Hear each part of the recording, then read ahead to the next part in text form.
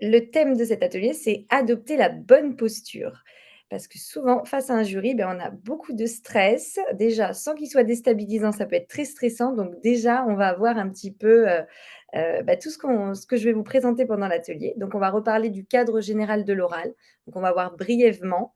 Reparler de la dynamique du jury, parce que souvent, on a très, très peur du jury et on ne sait pas du tout quelle est la posture du jury. Donc, on va revoir plus en détail ça. Comprendre sa peur face au jury, parce que des fois on se dit: «Je suis très stressé, j'ai très, très peur», mais on ne sait pas vraiment de quoi on a peur. Donc plus on connaît, plus on va savoir comment travailler, sur cette peur. On va avoir des questions surprenantes, des questions un peu difficiles et comment se préparer à répondre à ces questions. Et en fin d'atelier, du pratique aussi, la posture corporelle et mentale à adopter. Donc pour être dans un bon mindset, le jour J, comment vous positionner aussi bien mentalement que physiquement. Et enfin, dernier, petit point, quand le stress pointe son nez, au cours de l'entretien, qu'est-ce que vous pouvez faire? Et du coup, c'est parti. Alors, comment se passe l'oral de VAE? Donc l'oral, il dure environ 1 heure. Ça dépend si, on a déjà validé des blocs, ça peut durer moins longtemps, ça dépend aussi du diplôme. Il y a des candidats qui vont passer 30 minutes, mais la plupart, c'est 1 heure. Ça peut durer un tout petit peu plus longtemps. En général, c'est très rare parce que le jury a 5 ou 6 candidats dans la journée, donc il faut qu'ils enchaînent. Donc vraiment, on part sur le principe de ces 1 heure par candidat. 15 minutes qui vont être dédiées à la présentation. Donc l'installation, le jury va commencer par se présenter et après, c'est le candidat qui va présenter sa présentation, pardon.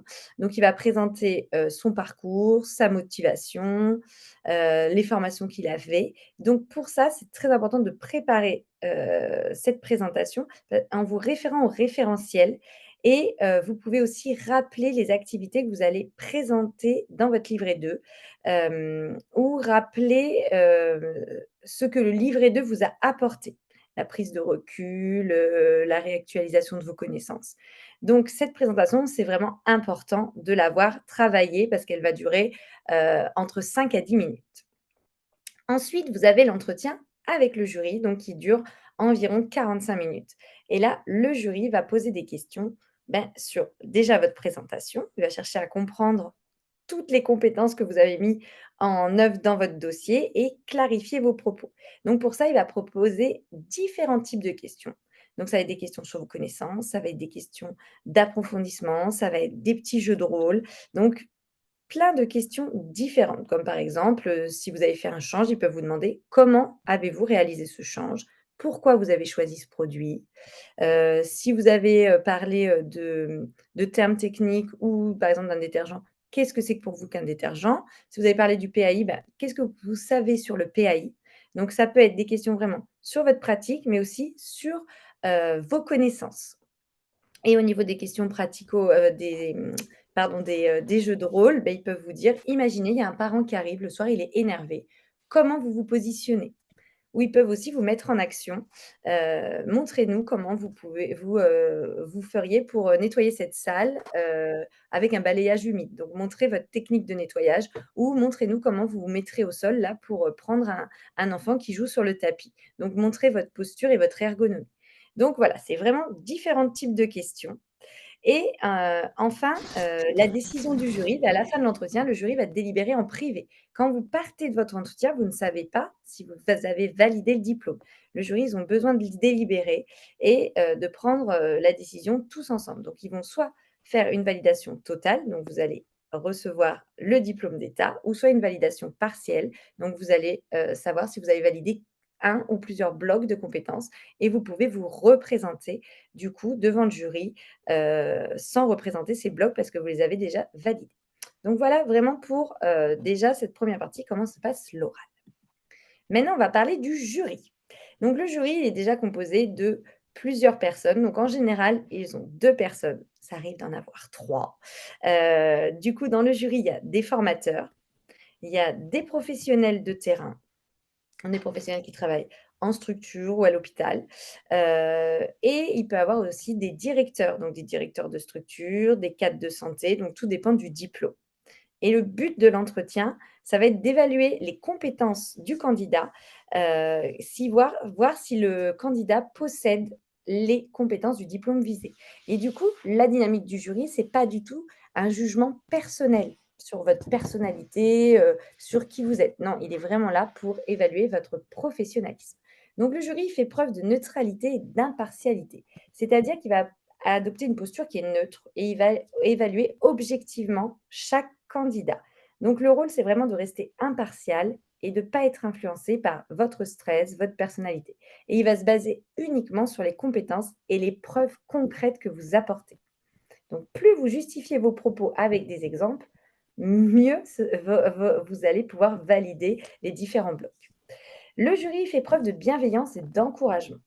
Tous les jurys ne sont pas extrêmement bienveillants, mais la plupart, comme cette dame-là qu'on voit qui est attentive, qui écoute, qui montre un petit sourire timide, beh, en fait, la plupart des jurys sont comme ça et ils aident à vous mettre à l'aise. Ils ont un petit sourire, ils vont faire des mimiques d'encouragement et ils sont là pour vous écouter et poser des questions pour vous aider à clarifier et pour vous aider à cheminer dans vos réponses.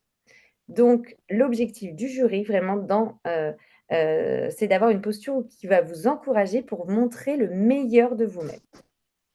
Le jury va être aussi dans l'exploration et bien sûr dans l'interrogation. Donc ils vont poser des questions pour essayer de mieux comprendre votre posture, vos valeurs, votre analyse de la situation. Donc ils vont demander les jurys que vous alliez, raconter des exemples plus concrets avec des situations qui vont être très précises. Si par exemple dans votre dossier, vous avez parlé d'un enfant qui a une pathologie ou un handicap, eh bien le jury va vous demander: «Qu'est-ce que vous avez observé de cet enfant? Comment vous avez communiqué avec les parents? Quelles sont les actions que vous avez mis en place dans le quotidien?» Donc qu'est-ce que vous avez fait par exemple pour vous adapter au niveau du matériel? Comment vous l'avez accompagné dans votre posture? Comment vous l'avez stimulé? Donc toutes ces questions d'exploration, c'est vraiment pour bien comprendre et pour toujours que vous validiez. Le jury, il va aussi demander des précisions par rapport à des critères d'évaluation. Devant lui, le jury, il a une grille d'évaluation et qui est basée sur le référentiel du métier. Donc vous, c'est important aussi que vous ayez en tête le référentiel parce que le jury va se baser là-dessus. Donc ils peuvent essayer de vous faire reformuler vos réponses pour s'assurer que, ils ont bien compris et que vous avez bien les critères, qui sont basés sur le référentiel. Donc clarifiez au maximum vos propos et essayez d'avoir un maximum de vocabulaire. Si par exemple, il vous demande l'intérêt pédagogique d'une activité que vous avez, expliquée dans votre livret, si vous dites: «Bah, je laisse les enfants faire tout seuls, ils manipulent», le jury va aller plus loin dans ces questions pour que vous apportiez des termes techniques. Par exemple, ils développent de la motricité fine, ils sont dans l'autonomie. Donc voilà, l'intérêt pour les critères d'évaluation, c'est d'aller chercher du vocabulaire de plus en plus technique. Le jury est aussi dans l'écoute active et il a un intérêt fort pour votre parcours. Donc l'écoute active, c'est que le jury va se centrer sur ce que vous dites, il va, aller vérifier vos propos et il va aussi reformuler. Donc ça ne veut pas forcément dire qu'il n'a pas compris, c'est vraiment pour être sûr de comprendre ce que vous dites et du coup, souvent le jury va prendre des notes sur ce que vous avez dit et ça peut se traduire souvent par un visage qui est un peu fermé, mais c'est parce que le jury, il est concentré comme vous, quand vous écoutez quelqu'un qui vous raconte une situation, qu'il a beaucoup travaillé, en fait, la personne, elle est très concentrée. Donc un jury qui a un visage fermé, ça peut être un jury qui est dans l'écoute active. C'est ce qui s'intéresse à vous, à votre parcours, à vos choix, à votre méthode. Il cherche à voir comment vous avez acquis vos compétences. Le jury peut se montrer aussi critique, mais c'est une critique qui va être constructive parce qu'il peut estimer, en lisant votre livret 2, que vous n'avez pas, assez parlé du sujet, donc que le sujet est faiblement traité et donc ils vont poser des questions pour, voir comment vous vous adaptez et comment vous pouvez progresser sur ce sujet. Et enfin, le jury, va faire une évaluation qui est dite collective parce qu'en fait, ce n'est pas un seul jury, hein, qui va même s'il y a un jury qui peut prendre le lead pendant l'entretien et qui va vous poser plus de questions, tous les jurys vont faire une évaluation collective. Donc ils ont tous des connaissances et des profils variés et à la fin, ils vont échanger entre eux pour faire l'évaluation la plus complète et la plus objective possible de votre prestation. Donc chacun, ils vont avoir une perspective qui va être différente parce que, ils ont tous une expertise différente. Donc le jury, tous les jurys, ils ont vraiment le souci de vous évaluer de manière juste. Ils sont eux-mêmes stressés, hein, donc vous pouvez vraiment voir le jury comme un partenaire qui essaye vraiment de vous faire cheminer et qui essaye de comprendre comment vous fonctionnez, comment vous travaillez et pourquoi vous avez fait ces choix éducatifs. Donc ça, c'est important d'avoir en tête toute cette dynamique pour pas partir dans des fantasmes que le jury est plus là pour vous juger. Donc maintenant, on va parler plus des peurs qui peuvent, faire que voilà, le niveau de stress va augmenter.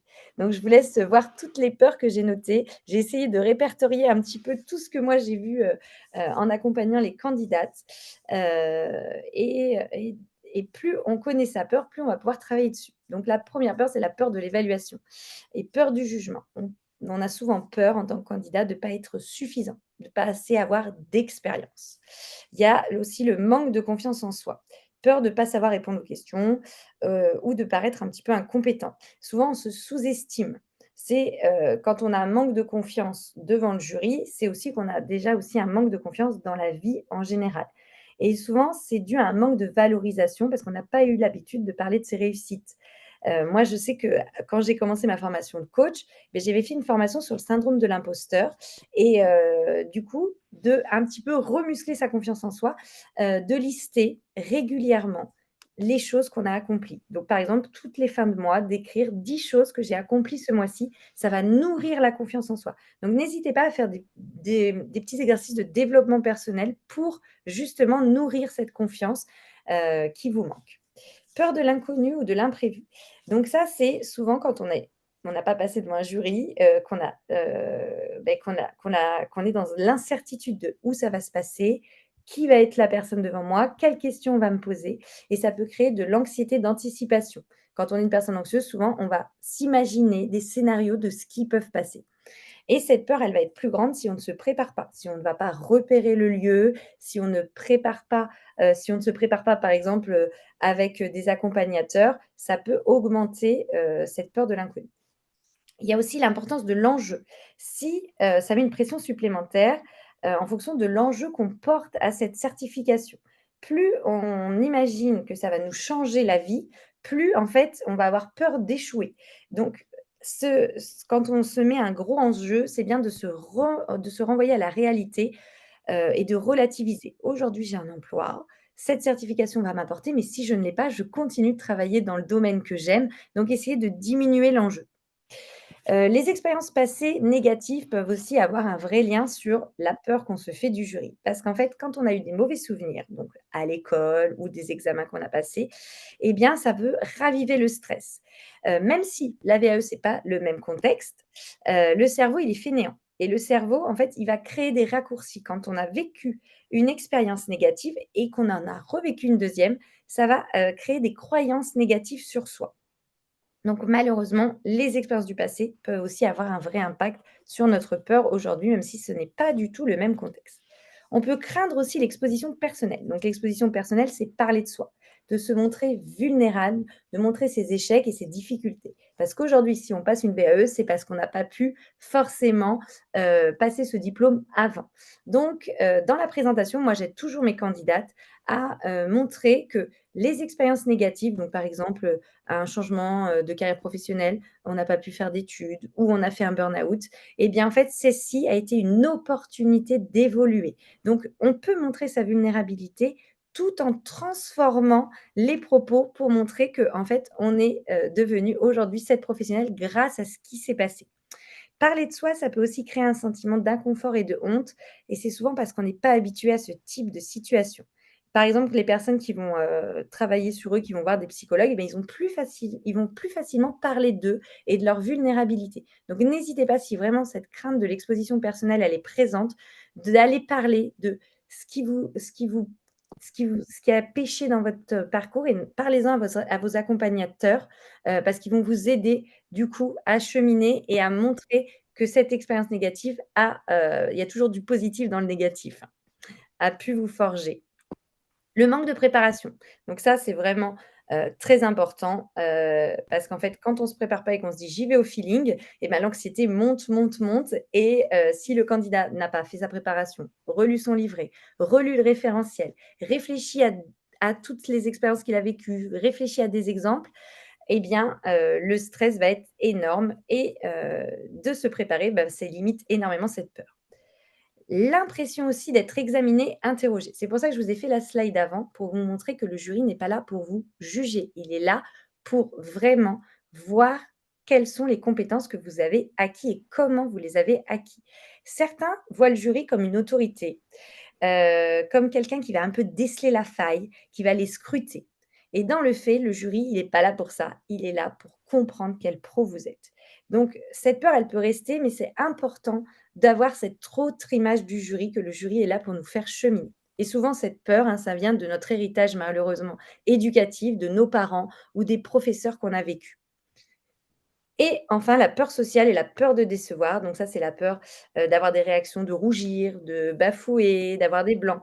Cette peur de décevoir et d'être, mal perçu par le jury, à cause, bah, de l'apparence ou du vocabulaire qu'on peut avoir, elle peut vraiment influencer sur la confiance et l'assurance. Donc ça aussi, on s'entraîne et plus on s'entraîne et plus les personnes vont moins bafouer, vont moins rougir parce qu'elles vont être préparées.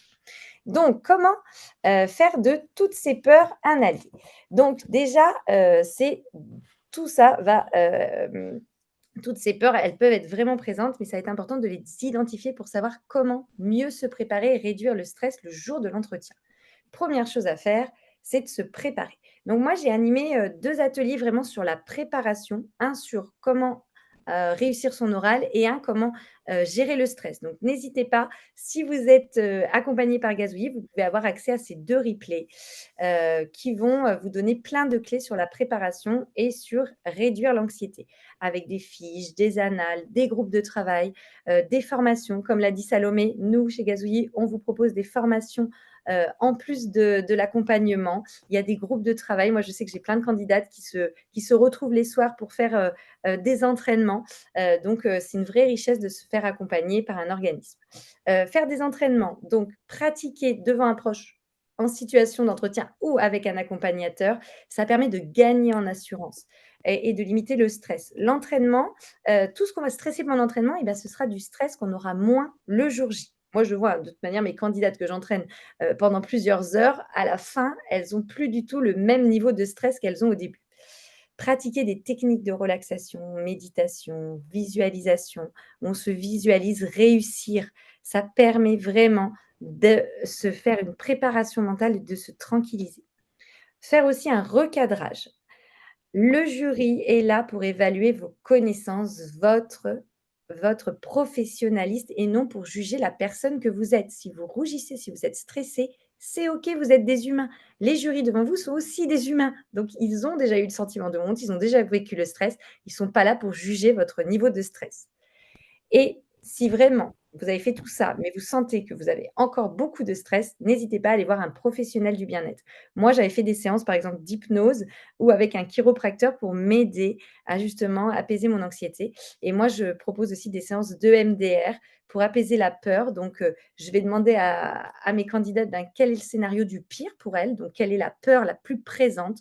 On va diminuer la peur avec des petits mouvements des yeux et ensuite, je vais, amener des ressources, des qualités que la personne aura besoin pour le jour J. N'hésitez pas si jamais vous avez, suivi, une séance avec moi, en général, les candidates, sont vraiment plus apaisées après ces séances. Donc pareil, si vous avez des professionnels du bien-être autour de vous, n'hésitez pas à aller vous préparer. Alors maintenant, on va parler des questions déstabilisantes. Donc, je vous ai répertorié les questions, qui peuvent vraiment vous mettre à mal. Donc des questions, qui vont être provocantes. Donc par exemple, pensez-vous vraiment avoir acquis toutes les compétences, pour travailler en collectivité ou pour travailler dans le milieu hospitalier? Des questions critiques. Vous semblez avoir des lacunes dans la gestion de conflits. Comment vous allez faire quand, une collègue, ne va pas être d'accord avec vous ou un parent, va se montrer, agressif? Donc des questions vraiment critiques sur votre posture. Une attitude fermée, donc un jury qui, ne va pas sourire et qui va, vous laisser cheminer et continuer dans votre réponse sans vous encourager. Des questions pièges ou un peu techniques. Que faites-vous si, par exemple, un parent néglige le soin? Que faites-vous si un enfant refuse le DRP? Donc là, on sait que voilà, on va arriver à, une posture, une réponse qui peut, du coup heurter le jury. Donc comment on se prépare à ça? Des pressions temporelles. Par exemple, vous avez 3 minutes pour nous expliquer, votre journée en entière, synthétiser l'essentiel. ou donnez-nous 3 compétences qui sont pour vous essentielles pour être une bonne professionnelle, des compétences que vous avez. Donc voilà, dépression et manque de reconnaissance. Donc si vous avez répondu à plein de questions et que, le jury continue, de, vous questionner sans montrer que ce que vous dites, est dans la bonne direction, par exemple, n'avez-vous pas peur que votre manque de formation théorique soit un frein? Donc voilà, des questions qui peuvent être confrontantes et critiques. Donc on va voir maintenant comment répondre à chacune de ces questions. Donc pour la première, les questions provocatrices, pardon.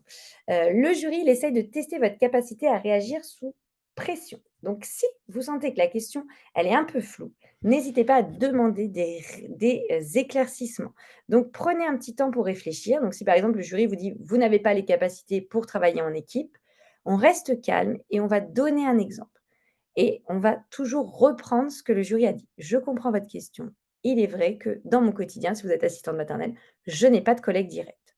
Par contre, j'ai pu avoir de l'expérience quand je vais au RPE, quand je vais au parc, je vois d'autres collègues ou quand, nous avons fait des sorties, notamment au zoo et du coup, vous appuyez avec des exemples».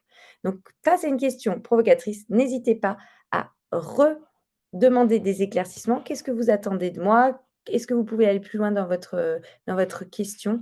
Et on répond en se centrant sur le jury. «Je comprends, c'est vrai que» et après on donne des exemples. Une critique directe. Donc ça peut être très désagréable quand le jury, heu va nous critiquer sur, notre posture, sur notre écrit, et en fait souvent la critique, c'est pour aller voir quelle est votre capacité d'analyse et de réactivité aux remarques négatives. Donc voir si vous êtes susceptible. Donc c'est pas le moment d'être susceptible, donc ne prenez pas les critiques personnellement. Vraiment le jury veut voir comment vous rebondissez en situation critique, parce qu'un parent peut toujours critiquer vos valeurs professionnelles et montrer que vous restez professionnel. Donc, essayez de répondre de manière calme et construite. Donc, de dire par exemple: «Bah, je comprends votre critique et voici comment j'ai résolu le problème». Ou si par exemple, il parle d'une situation où vous avez été en échec, par exemple, une adaptation qui s'est mal passée et le parent a retiré l'enfant de votre mode de garde. Du coup, j'ai appris beaucoup de cette situation. Et depuis, eh bien, je ne réagis plus de la même manière. Je me prépare en amont, je redonne mon cadre du début de l'accueil, j'écoute plus mon interlocuteur et je me forme et d'ailleurs, je vais bientôt, faire une formation sur, la communication non violente ou je ne sais. Mais on va montrer que oui, c'est vrai que cette chose-là, je n'ai pas réussi, ça a été un échec. Donc on entend la critique et on montre comment on rebondit. Quand on a un jury qui est fermé, et qui vraiment n'a aucune attitude bienveillante ou qui d'habitude est bienveillant et sur cette question, le jury est assez fermé. On reste professionnel et on va s'engager dans la réponse. C'est vrai que ça peut nous mettre mal à l'aise, mais on va essayer de montrer qu'on continue de répondre et qu'on continue d'être professionnel et du coup, on essaye de continuer à garder le sourire et donner des exemples précis. On va pas forcer la discussion. N'hésitez pas à laisser un silence ou laisser un blanc. Vous pouvez demander après le blanc: «Est-ce que vous voulez que je reformule ma réponse? Est-ce que vous voulez un autre exemple?» Vous n'insistez pas trop, mais vous montrez que vous êtes ouverte au dialogue, même si le jury est fermé.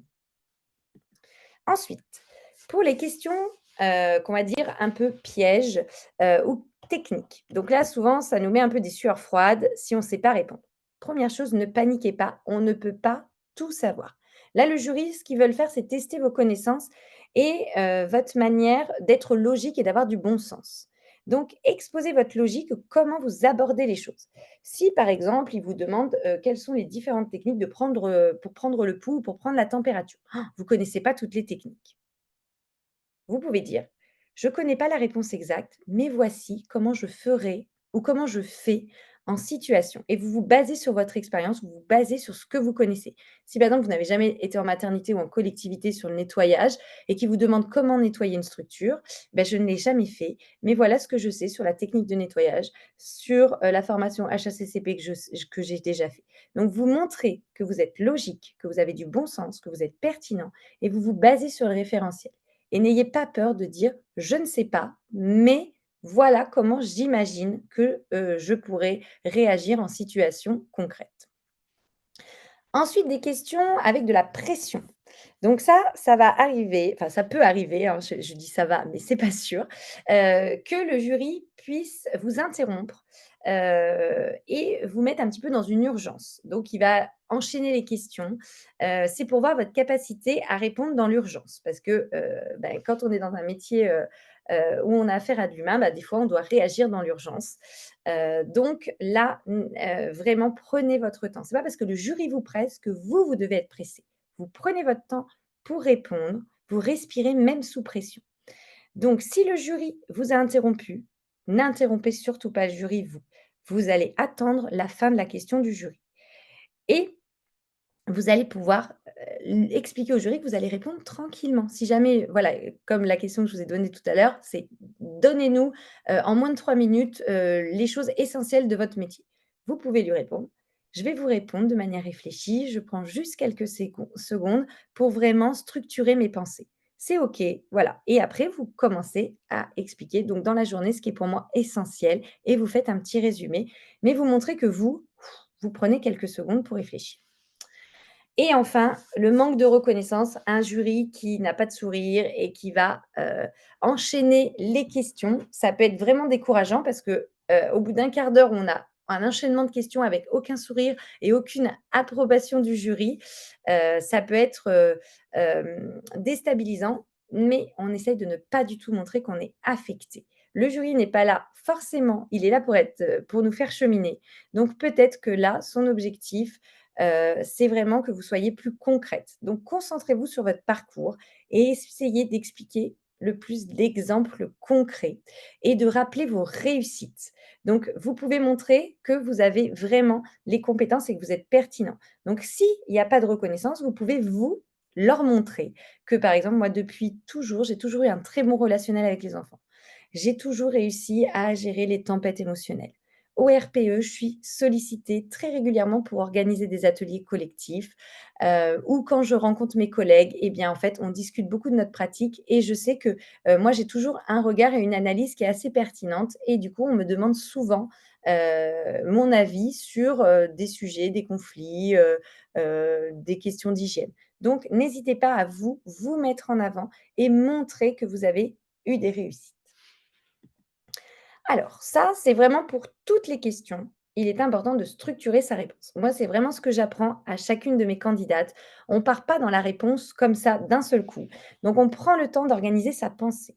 Le jury nous pose la question. Ce qui va être bien, ça va être de se mettre en posture d'écoute. Donc, de reculer sur sa chaise, d'attendre la fin de la réponse, de prendre quelques secondes. Vous pouvez même avoir les yeux qui vaguent, juste le temps de structurer votre pensée.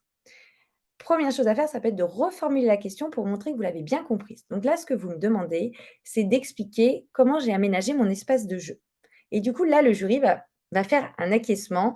Parce que si on répond tout de suite, bah alors, dans mon espace de jeu, j'ai mis un coin poupée, un coin calme. Non, on prend quelques secondes et on répond directement à la question.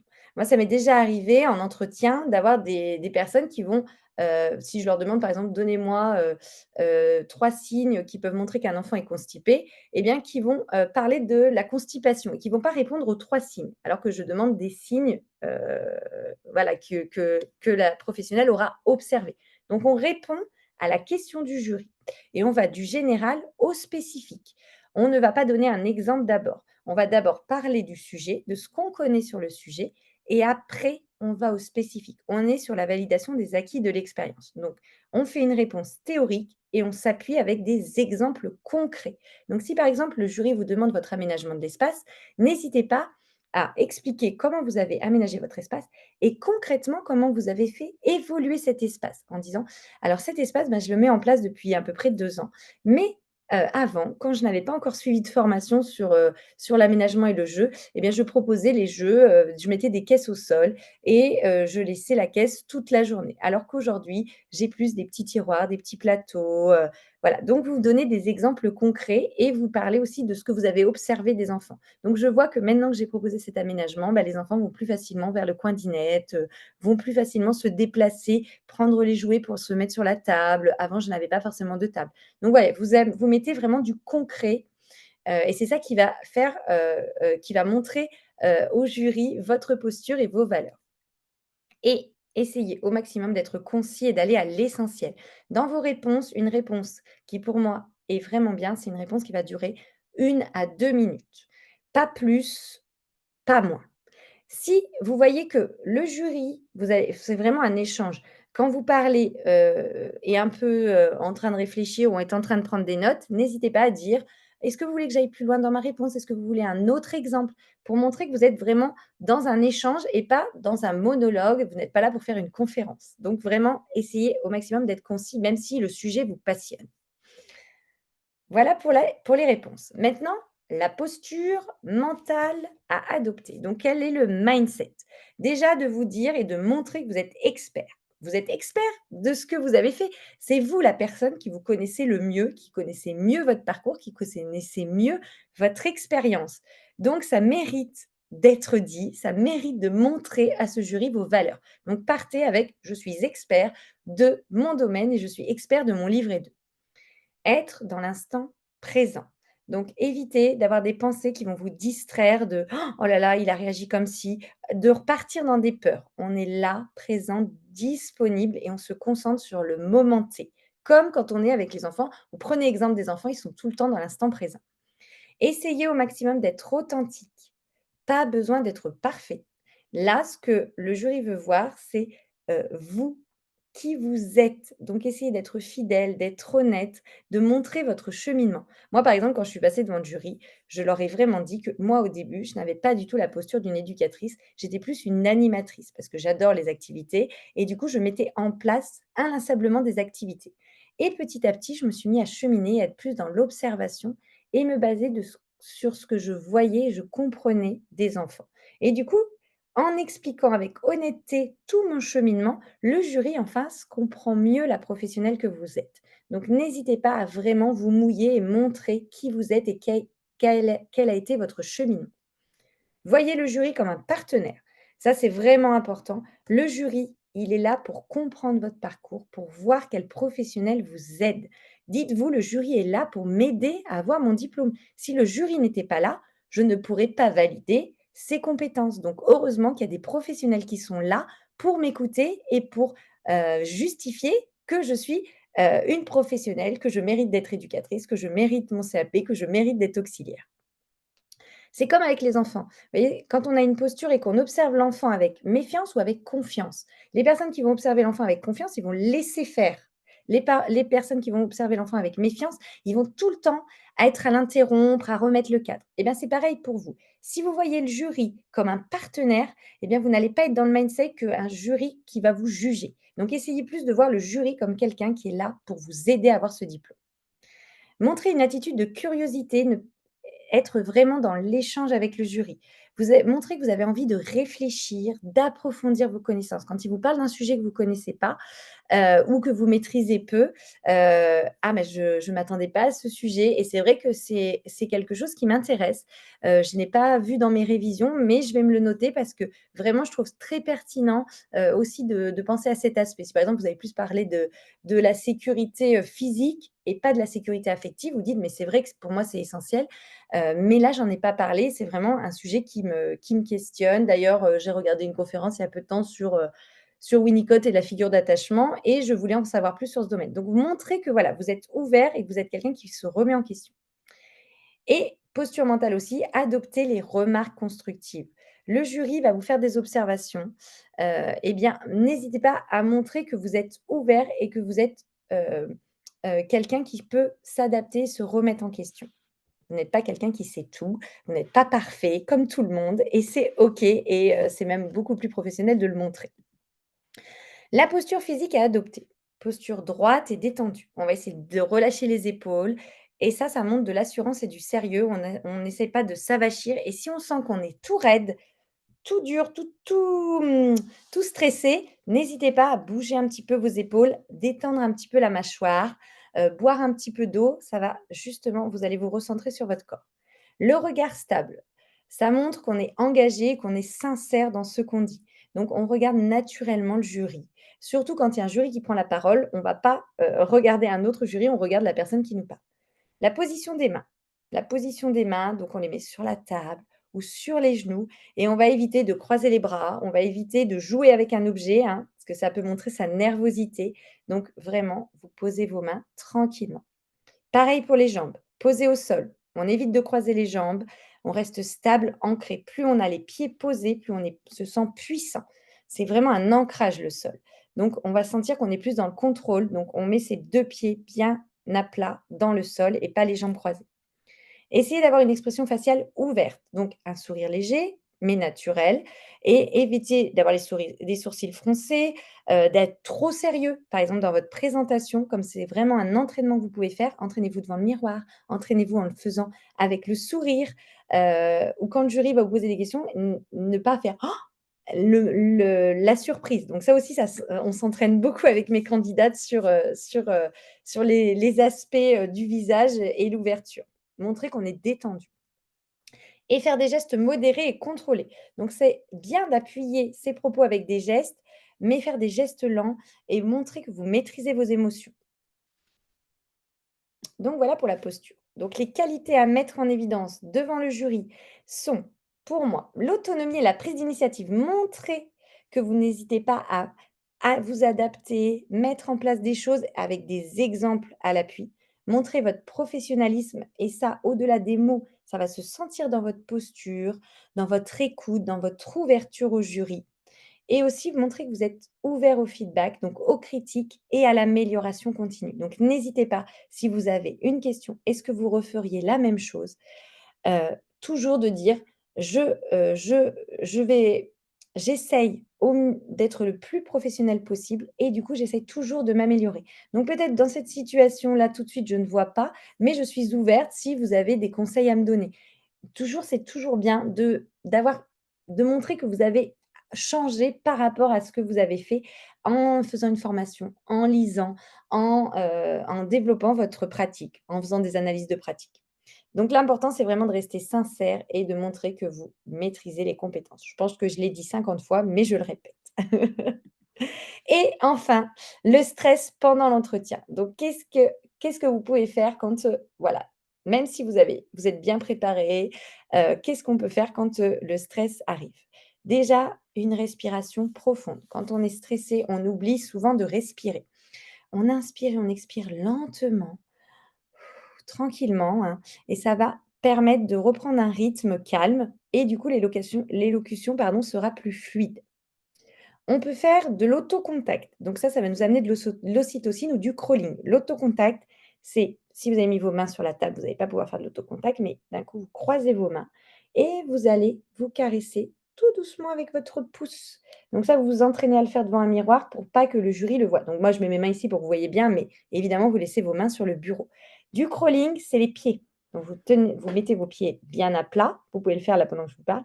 Et juste, vous bougez les doigts de pied. Donc le crawling, c'est ça, on avance, mais là, comme vous n'allez pas avancer, vous allez être debout. Juste, vous reprenez du contact avec vous-même et donc du coup, ça peut vous apaiser parce qu'en fait, on se recentre sur le corps et pas sur les pensées négatives.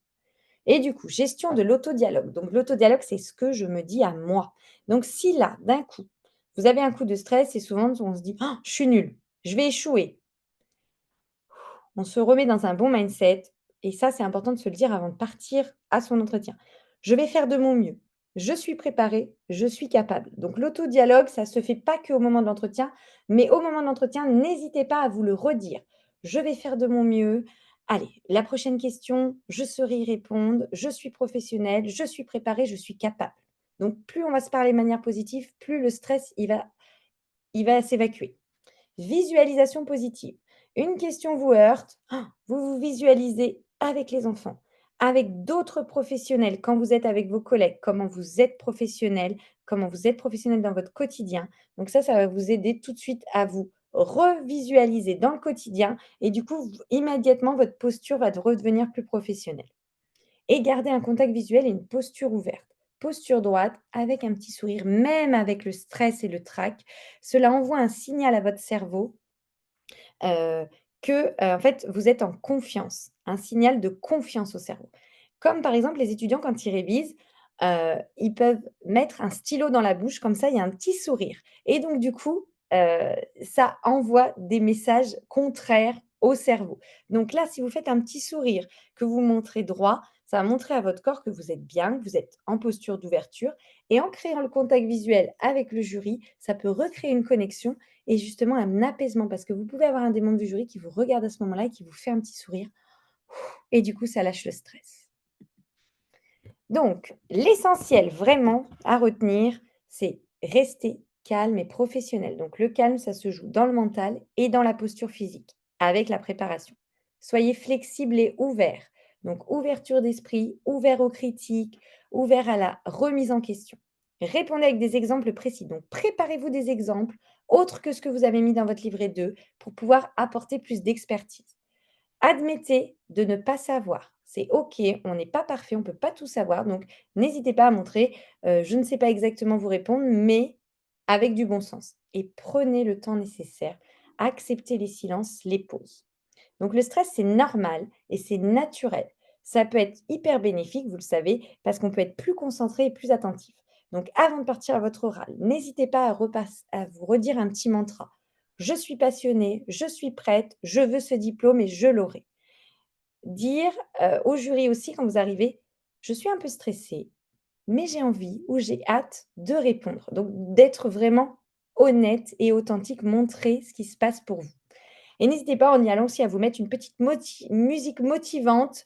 Moi, je m'étais mis Queen dans les oreilles pour vraiment, voilà, partir dans un bon mindset au lieu de répéter sa présentation que vous connaissez certainement par cœur.